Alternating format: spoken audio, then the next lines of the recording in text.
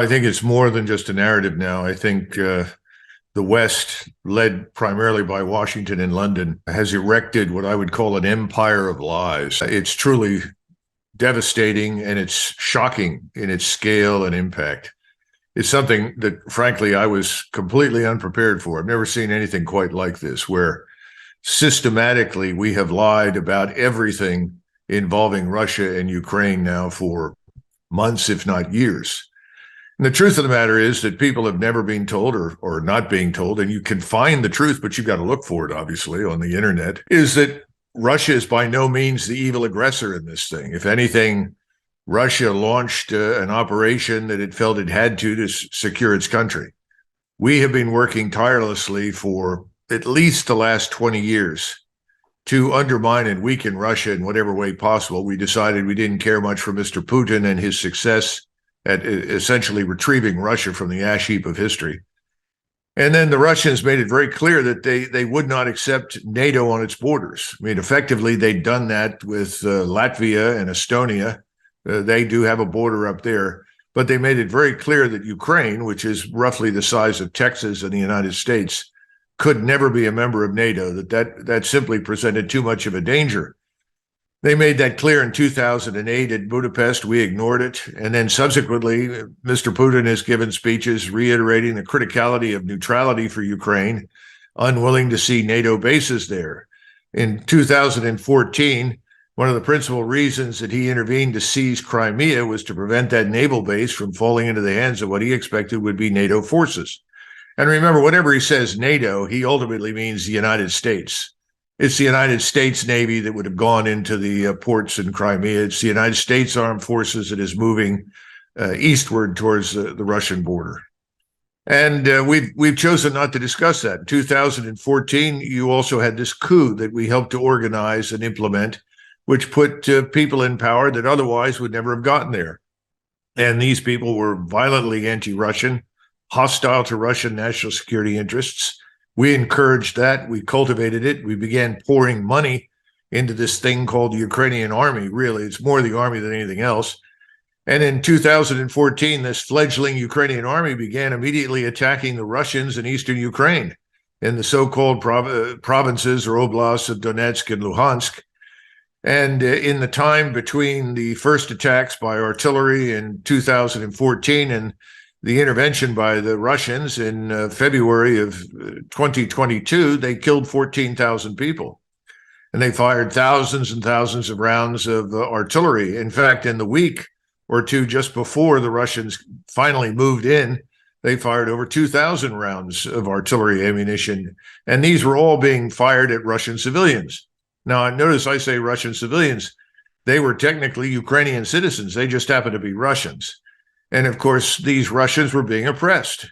They were effectively presented with a fait accompli. Either you become Ukrainian, you stop speaking Russian, you speak Ukrainian, you write in Ukrainian, and you adopt Ukrainian identity and culture and so forth, or we're going to punish you. And so the Russians in eastern Ukraine have been second or third class citizens now for years. All of this did not go down well in Russia, as you can imagine. And then, of course, we had this thing called the Minsk Accords, which was in theory presented to the Russians as a way to get past the conflict and maintain some measure of civility and peace in Ukraine. Well, it didn't work, and it didn't work, as we've discovered, because first Chancellor Merkel, who's now retired, and then subsequently Mr. Macron, the president of France, both admitted the whole thing was a hoax. It was simply a device to buy time for the Ukrainians to build their forces up. And it became very clear to the Russians that this large force, which was extremely well equipped and I would argue reasonably well trained, certainly by NATO standards, was poised to launch an attack at Russia with the goal of crushing the Russians in Luhansk and Donetsk and then ultimately retaking Crimea. So the Russians said, no, thank you. And they intervened. The big mistake they made is that they assumed that someone was willing to negotiate with them. And so they went in with a really small force, no more than 90,000 on the ground in terms of combat troops. And they discovered after 2 or 3 months, 4 months, even though they were not taking heavy casualties as originally reported, they took very light casualties. It was the Ukrainians that had begun taking heavy casualties almost from the beginning. They discovered that they weren't going to get a negotiated settlement. Finally, the generals met with Putin last summer and said, this is a war. This is not what we bargained for. We miscalculated. The underlying assumptions were wrong. There is no one to talk to.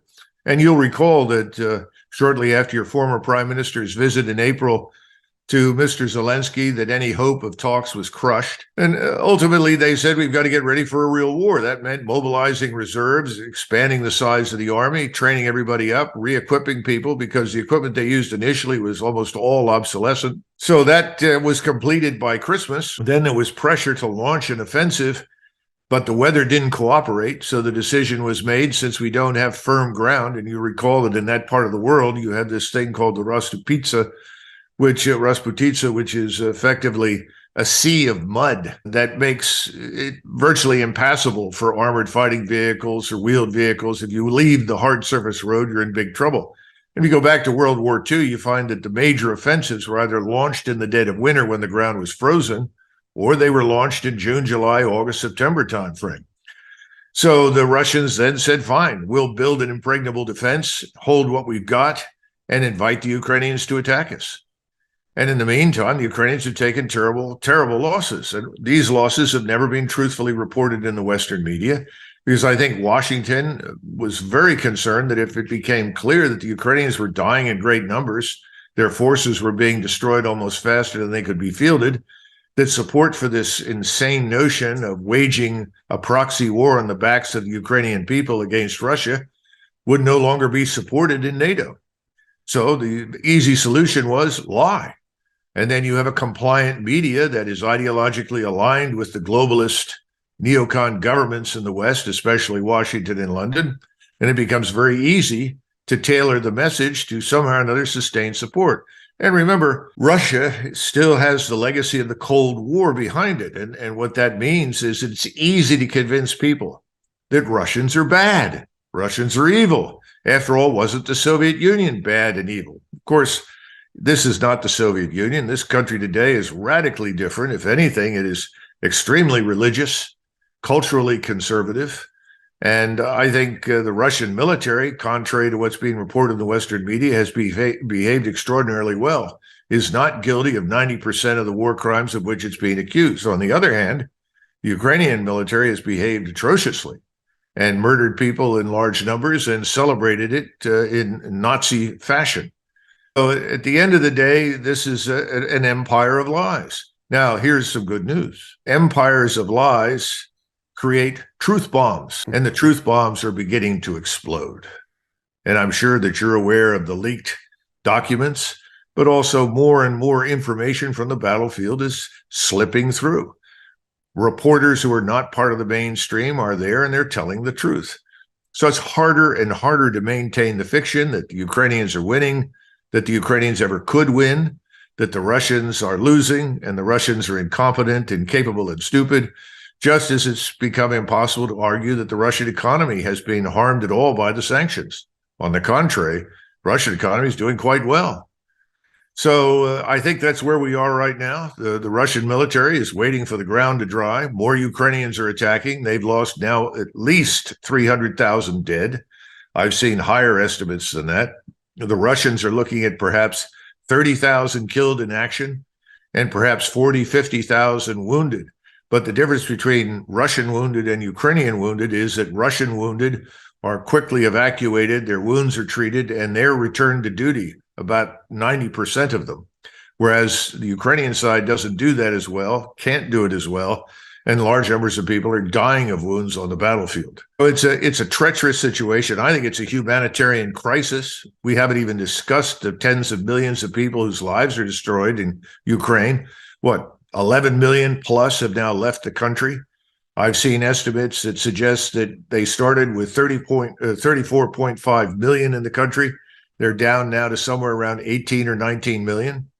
And the Ukrainians that are coming out now and have been coming out from the beginning all report they have no intention of going back. And we haven't even begun to address the child trafficking and trafficking of women that has gone on without a break, and the black market for much of the material that we've sent over there.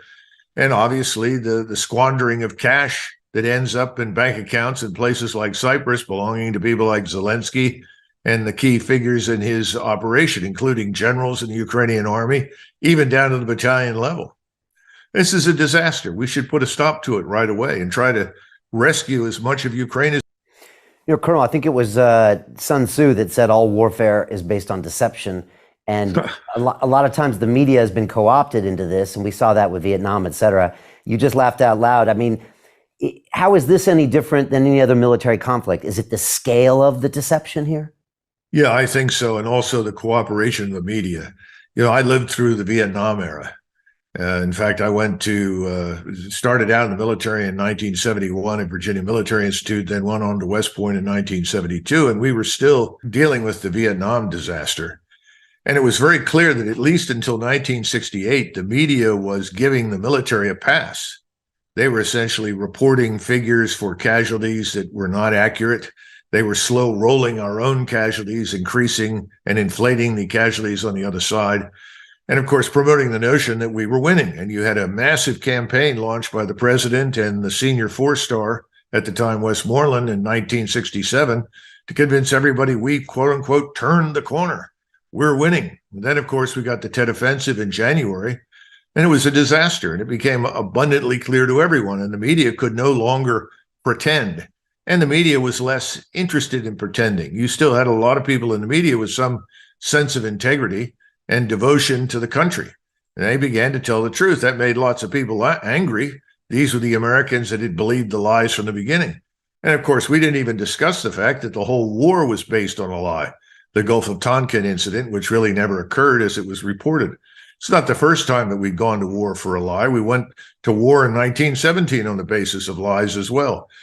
So the bottom line is that I think today what's different is the willingness to lie, the willingness to deliberately deceive. And I listen to it every day, every morning, on every news channel. I read it all the time.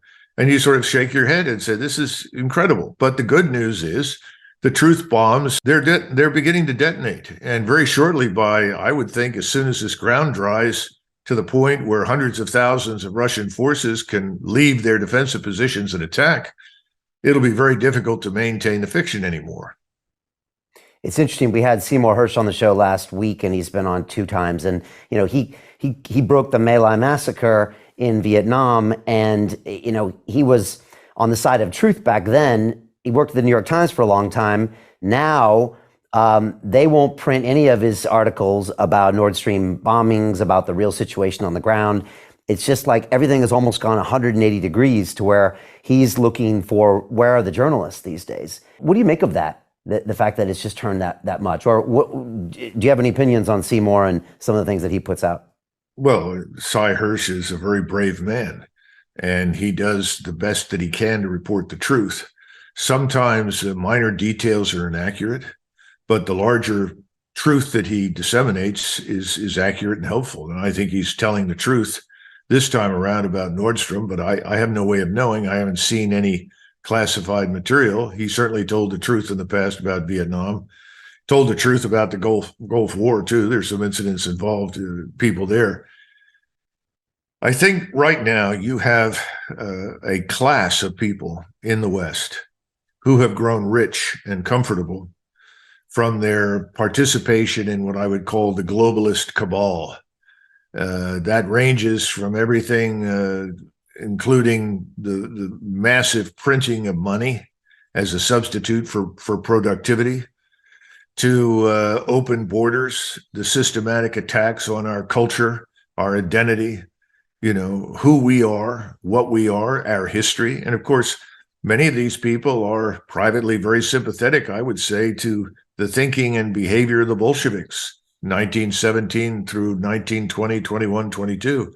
And much of what you see happening in the United States, particularly this business about men and women and erasing the differences and pretending there are none, all sort of business, that was all very prevalent.